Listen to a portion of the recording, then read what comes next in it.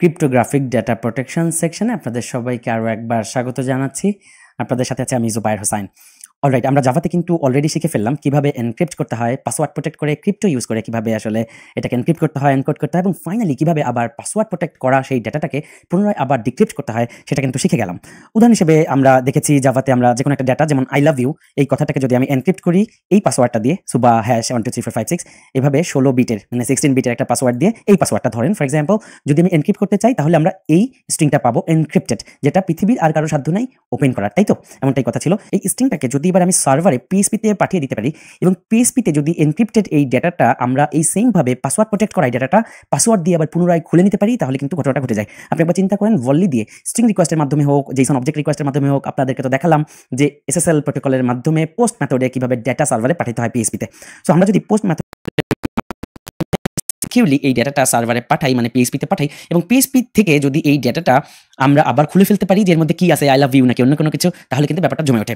একবার খেয়াল করে দেখেন যদি এই স্ট্রিংটা যাওয়ার সময় ইন্টারনেট প্রোটোকলের মাধ্যমে যদি কোনোভাবে ওই প্রেমপত্রের মতো কোনো মানুষ দেখে ফেলে ফর এক্সাম্পল, তাহলে চিন্তা করেন যে ইজ্জতের ফালুদা কিন্তু হবে না, কারণ এর মধ্যে আই লাভ ইউ আছে না কি আছে এক্স্যাক্টলি কি টেক্সট আছে সেটা কিন্তু কারো পক্ষে ভাঙা সম্ভব নয়, কারণ এটা এনক্রিপ্ট করা হয়েছে। এই স্ট্রিংটা একটা সাধারণ স্ট্রিং না, এই স্ট্রিংটা একটা এনক্রিপ্টেড এবং ফাইনালি বেস 64 ফরম্যাটে এনকোডেড একটা স্ট্রিং। চলেন আমরা এই স্ট্রিংটাকে, যেহেতু এটার মধ্যে কি ছিল এটাকে ডিক্রিপ্ট করলে পাবো আই লাভ ইউ, ওকে, বড় হাতের আই লাভ ইউ। সো চলেন আমরা এই লেখাটাকে কপি করি, এই স্ট্রিংটাকে কপি করি, এই যেটা আমরা এখানে ডিক্রিপ্ট করছি এবং এটাকে পিএইচপিতে নিব এবং পিএইচপিতে আমরা ট্রাই করব এই স্ট্রিংটাকে ভেঙে আই লাভ ইউ লেখাটাকে কিভাবে বের করবো উইথ পাসওয়ার্ড প্রোটেকশন। অলরাইট, চলেন আমরা একটা পিএইচপি ফাইল তৈরি করি এবং সেটার মধ্যে আপনাদেরকে হাতে কলমে দেখাই দেই, মাত্র 2 লাইনের কোড, বিশ্বাস করেন আমি একদম বুঝাই দিব, একবার মনে রাখবেন, যেখানে খুশি সেখানে যতবার খুশি ততবার ইচ্ছা মতো ইউজ করতে পারবেন একদম ধুমায়। সো আমরা একটা নতুন ফাইল তৈরি করি, এটা যে কোনো একটা নাম দিই, ধরেন আমি এটার নাম দিলাম data.php, একটা পিএইচপি ফাইল ডেটা নামে, সিম্পল, জাস্ট আপনাদেরকে দেখায় বুঝাই দেবো। ওকে, সো data.php কে এবার আমরা যাবো এবং এটার মধ্যে কিছু কাজ করবো, 2 লাইনের একটা কোড যেমনটা বলছিলাম, 2 কি 3 লাইন ম্যাক্সিমাম। সো আমরা পিএইচপি ফাইল শুরু করি, পিএইচপি এবং পিএইচপি ফাইল শেষ করি এভাবে। সো এটা একটা পিএইচপি ফাইল। নাও আমি যদি একটা ভ্যারিয়েবল ধরি, ধরেন এই ভ্যারিয়েবলটা হলো এনকোডেড, ওকে, এনকোডেড স্ট্রিংটা আমরা এখানে নিয়ে আসতে পারি না? এনকোডেড স্ট্রিং কোনটা? এই যে আই লাভ ইউর যে এনকোডেড জিনিসটা পাইলাম আমরা এনক্রিপ্ট করার পরে, আই লাভ ইউকে এনক্রিপ্ট করার পরে এই পাসওয়ার্ডটা জুবা 12345 এই পাসওয়ার্ডটা দিয়ে আই লাভ ইউকে এনক্রিপ্ট করার পরে যে কোডটা পাইলাম সেই কোডকে আমরা এখানে একটা ভ্যারিয়েবলের মধ্যে ধরে নিই এবং ভ্যারিয়েবলের নাম দিলাম এনকোডেড। যেহেতু আপনারা জানেন যে যখন এনক্রিপ্ট হয় তখন আসলে দুইটা ধারাবাহিক প্রক্রিয়ায় আমরা এটাকে এনক্রিপ্ট করি। প্রথমে পাসওয়ার্ড প্রোটেক্ট করে এনক্রিপ্ট করি, তারপরে আমরা সেটাকে এনকোড করি বেস 64 দিয়ে। তাহলে যখন আমরা রিভার্স ইঞ্জিনিয়ারিং করবো বা ডিকোড করবো তখন আসলে কি করবো, আমরা আবার রিভার্সে যাবো, পেছন থেকে আসবো। তার মানে এনকোডেড স্ট্রিংটাকে প্রথমে আমরা কি করবো, ডিকোড করবো, তারপরে আমরা আসলে ডিক্রিপ্ট করবো, তাই তো? এরকম একটা বিষয়। সো জাভাতে যত ঝুঁকি ঝামেলা এখানে আসলে ততটা নয়। সো আমাদের এনকোডেড স্ট্রিং হচ্ছে এইটা, আমি আমার জাভা থেকে নিয়ে এসে জাস্ট এখানে বসালাম। এর আলটিমেটলি কি ফলাফল দেওয়া উচিত বলেন তো? আই লাভ ইউ পাবো আমরা এটাকে ভাঙতে পারলে প্রপারলি। সো এনকোডেড যে স্ট্রিংটা আমরা পেলাম এটাকে প্রথম বেস 64 ফরম্যাটে আমার ডিকোড করতে হবে। এটা যেহেতু এনকোডেড আছে এটাকে ডিকোড করতে হবে। তো চলেন একটা ডিকোড করি, ডিকোড নামে একটা ভ্যারিয়েবল ধরি, ডিকোডেড ইকুয়াল টু, আমরা এখানে পিএইচপির একটা খুবই স্ট্রং ফাংশন আছে, একটা ছোট্ট ফাংশন খুবই পাওয়ারফুল, দেখেন বেস 64 ডিকোড। তো বেস 64 এর দুইটা ফাংশন আপনি পাবেন, বিল্ট ইন ফাংশন, সেটা হচ্ছে বেস 64 ডিকোড আর একটা এনকোড। বুঝতেই পারতেছেন ডিকোডটা ডিকোড করার জন্য, এনকোডটা এনকোড করার জন্য। সো বেস 64 ডিকোড ফার্স্ট ব্র্যাকেটের মধ্যে আমি দিব হচ্ছে এই যে স্ট্রিংটা, এই স্ট্রিংটা ধরেন এই স্ট্রিংটা আমি এভাবে দিয়ে দিতে পারি ডাবল কোটেশনের মধ্যে, অথবা আমি এই যে এনকোডেড যে স্ট্রিংটা আমি এখানে ধরেছি সেটাকে অ্যাসাইন করে দিতে পারি এনকোডেড। তার মানে এনকোডেড স্ট্রিংটাকে সে আসলে ডিকোড করে ফেলবে বেস 64 ডিকোড এই কমান্ডের মাধ্যমে, ভেরি সিম্পল, এক লাইনের কোড। অলরাইট, ডিকোডেড হয়ে গেল। এবার আমার উদ্দেশ্য কি, ডিকোড করা হয়ে গেল, এবার আমার ডিক্রিপ্ট করতে হবে, রাইট? আমরা সাইফার দিয়ে এনক্রিপ্ট করেছিলাম, মনে আছে? আমরা জাভাতে এটা বানাইতে হইলে আমরা কি করেছি, সাইফার দিয়ে কিন্তু আমরা সাইফার ইউজ করেছি এবং একটা পাসওয়ার্ড দিয়ে প্রোটেক্ট করে ফাইনালি এই যে আমাদের মেথডের মধ্যে আমরা এনক্রিপ্ট করেছিলাম, তাই তো? একটা পাসওয়ার্ড ইউজ করেছি, সাইফার ইউজ করেছি। সো এবার অবশ্যই আমাকে একটা মেথডের মাধ্যমে সেম প্রোটোকল ইউজ করে আসলে এটাকে ডিক্রিপ্ট করতে হবে। তাহলে আমি দেখাই দিই কিভাবে ডিক্রিপ্ট করবেন। ডিক্রিপ্ট করার পরে যে ভ্যারিয়েবলটা বা যে আউটপুটটা পাবেন সেটাকে আমরা ধরলাম ডিক্রিপ্টেড, ওকে? তার মানে এনক্রিপ্টেড ডেটাটাকে এবার ডিক্রিপ্টেড করবে, সেটা আমরা ডিক্রিপ্টেড নামে একটা ভ্যারিয়েবল ধরে তার মধ্যে রাখবো। যেভাবে বেস 64 ডিকোড কমান্ডটা ইউজ করেছি পিএইচপি এরকম, আর একটা কমান্ডেই পুরো খেলাটা ঘটে যাবে। কমান্ডটা এরকম, দেখেন আমার সাথে লেখেন ওপেন এসএসএল, ওকে, দেন আন্ডারস্কোর। আপনি পিএইচপিতে যদি ফাংশন না পান অসুবিধা নাই, আমি বুঝিয়ে দিতেছি, আপনি এভাবে লিখে গেলেই হবে, অথবা আপনি একটু গুগল করে এটার আদ্যপান্ত দেখে নিতে পারেন যে পিএইচপির এই ফাংশনটা আসলে কি, কেমনে কি। এটা একটা পিএইচপির ফাংশন, ওপেন এসএসএল আন্ডারস্কোর, দেন আমরা ডিক্রিপ্ট, এভাবে DCRYPT। দেখেন আমার নোটপ্যাড প্লাস প্লাসে কিন্তু যখন আমি সুন্দরভাবে এটা লিখতে পারলাম এটা কিন্তু নীল হয়ে গেল।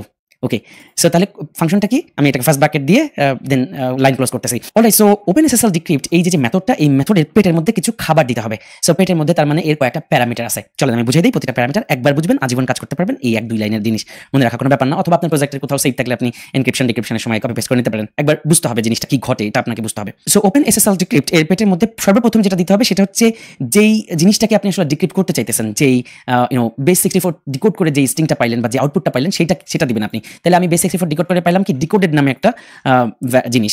সো ডিকোড করে যেই জিনিসটা পায় বা যেই বাইটারে বা হোয়াটএভার, PHP তে তো আসলে ডাটা টাইপ নাই, PHP তে তো সবই ডলার সাইন দিয়ে লেখে। ইন্টিজারকেও ডলার সাইন দিয়ে ইকুয়াল টু 1, আবার ডলার সাইন দিয়ে ইকুয়াল টু হ্যালো ওয়ার্ল্ড, একই কথা।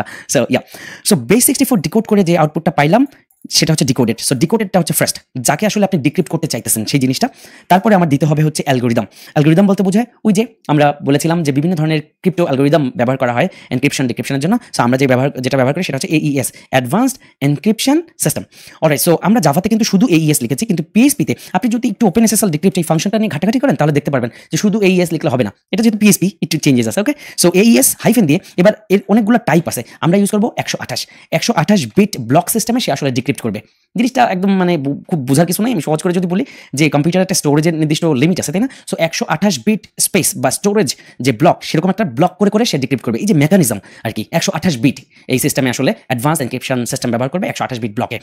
এনিওয়ে, সো আমরা AES 128, দেন আমরা যেটা ব্যবহার করবো সেটা হচ্ছে ECB। ওকে, ECB বলতে বোঝায় ইলেকট্রনিক কোড বুক। সো AES 128 ECB এটা হচ্ছে আমার যে ডিক্রিপশনের মেথড। আমরা নর্মালি জাভাতে AES লিখে দিলে হয়ে গেছিল, বাট PHP তে একটু স্পেসিফিকভাবে উল্লেখ করে দিন। সো আমি যেটা দেখাই দিচ্ছি এটা ইউজ করেন, সবসময় অসুবিধা হবে না।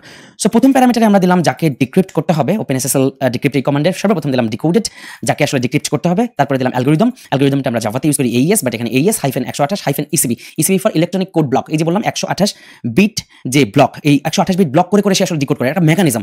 ECB হচ্ছে এক ধরনের মেকানিজম। সো আমি সব স্পেসিফাই করে দিলাম যে AES 128 bit block ECB mechanism use করে তুমি হচ্ছে এটাকে ডিক্রিপ্ট করবা। সো এটাই সবসময় ইউজ করতে পারেন, এটাই ভালো হবে। পাশাপাশি আপনি নিজেও একটু স্টাডি করতে পারেন বিষয়গুলো নিয়ে। অলরাইট, সো এটা হয়ে গেল 2 নম্বরটা। 3 নম্বরে যেটা থাকবে সেটা হচ্ছে পাসওয়ার্ড। এই যে আমরা আই লাভ ইউ এটাকে ডিক্রিপ্ট করে এনক্রিপ্ট করে আর কি যে মেসেজটা পাইছি, এটা আসলে যে পাসওয়ার্ড দিয়ে আমি প্রোটেক্ট করেছি সেই পাসওয়ার্ডটা দিব আমরা তার পরের অংশে। এই পরের অংশে আমরা দিব পাসওয়ার্ড, এই পাসওয়ার্ডটা। তাহলে আমরা প্রথমে যেটাকে ডিক্রিপ্ট করতে হবে সেটা, তারপরে অ্যালগরিদমটা স্পেসিফাই করে দিলাম AES 128 ECB, এরপরে আপনার পাসওয়ার্ডটা যেটা দিয়ে আসলে এটাকে প্রোটেক্ট করা হয়েছিল সেম পাসওয়ার্ডটা, এবং তারপরে একটা ফ্ল্যাগ। এই জায়গায় আমি বলে দিই ফ্ল্যাগটা হবে বড় হাতের OpenSSL আন্ডারস্কোর ওকে র ডাটা, RAW র ডাটা।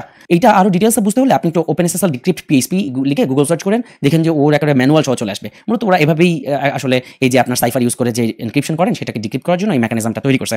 এটা হচ্ছে ফ্ল্যাগ। যেভাবে আমরা কি করি, যেমন ধরেন এখানে অনেক সময় ইউজ করি না যে base64 ডিফল্ট। সো যারা লাইব্রেরি বানাইছে ওরা বলে দিছে যে এটাকে এই করতে হলে এই জায়গায় এই ফ্ল্যাগ ইউজ করো, এইভাবে ইউজ করো। অলরাইট, সো সিম্পল এই দুইটা লাইনের মধ্যে আমার কাজ হয়ে যাবে। তাহলে ফাইনালি এই ডিক্রিপ্টেড যে মেসেজ সেটাই হবে আই লাভ ইউ। তার মানে কি, সে এই পাসওয়ার্ড দিয়ে ভেঙে ফেললো আমার এই জিনিসটাকে, ভেঙে সে আই লাভ ইউ পেয়ে যাবে। চলুন আমরা একটু একো করে দেখি। একো ডিক্রিপ্টেড, এই ডিক্রিপ্টেডটাকে ফাইনালি ডিক্রিপ্টেড যে জিনিসটা আমরা পেলাম এটাকে একটু একো করে আমরা ফাইনাল আউটপুটটা দেখি কি হয়। PHP কোডটা তাহলে কি হয়েছে, এই যে আমার পাসওয়ার্ড প্রোটেক্টেড যে ডাটাটা আমি পাচ্ছি, পাসওয়ার্ড প্রোটেক্টেড যে ডাটাটা পাচ্ছি যেটা এনক্রিপ্টেড এবং পাসওয়ার্ড দিয়ে প্রোটেক্টেড, সেই ডাটাটাকে আমরা প্রথমে নিলাম, তারপরে সেটাকে base64 ডিকোড করে নিলাম, তারপরে OpenSSL decrypt PHP command use করলাম, পেয়ে গেলাম আমরা ফাইনালি।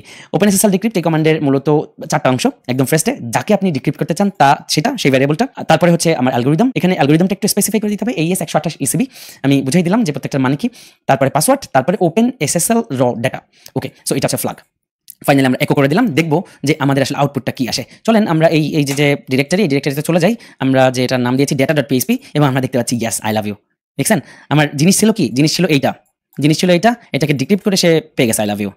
তাহলে পৃথিবীর কারো কিন্তু এটা কি আই লাভ ইউ ছিল না কি ছিল এটা বোঝার ক্ষমতা ছিল না, কারণ তার কাছে পাসওয়ার্ড নাই।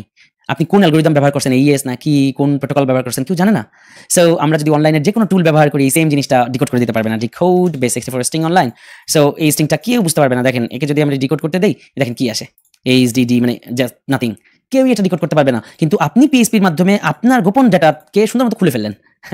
অলরাইট, সো এতটুকু পর্যন্ত প্র্যাকটিস করেন। PHPতে আমাকে একটা ভালো জিনিস ডিকোড করে দেখান যে ঠিকমতো কাজ করছে কিনা। অবশ্যই আজকের লেকচার নাম্বার #season3 দিয়ে গ্রুপে জমা দেন কাজ। প্রতিটা জিনিস একটু প্র্যাকটিস করে বুঝে আগাবেন। লাইন দুইটা হতে পারে, বাট পাওয়ারফুল দুটো লাইন, একটু মনে রাখতে হবে, একটু প্র্যাকটিস করতে হবে, কোথাও একটা স্টোর করে রাখেন, বারবার ইউজ করতে পারবেন। আর লেকচারগুলো কেমন লাগছে জানাতে ভুলবেন না। আপনাদের মজা লাগলেই আসলে দিন শেষে আমার কাছে শান্তি লাগবে। তাহলে পরবর্তী লেকচারে আমরা PHPতে এনক্রিপ্ট কিভাবে করবো সেটা দেখবো, এবং ফাইনালি আমরা অ্যাপসের সাথে এটার সম্পর্ক কিভাবে তৈরি করবো, ব্রিজিং কিভাবে করবো সেটা নিয়ে আলোচনা করবো। দেখা হচ্ছে পরবর্তী লেকচারে।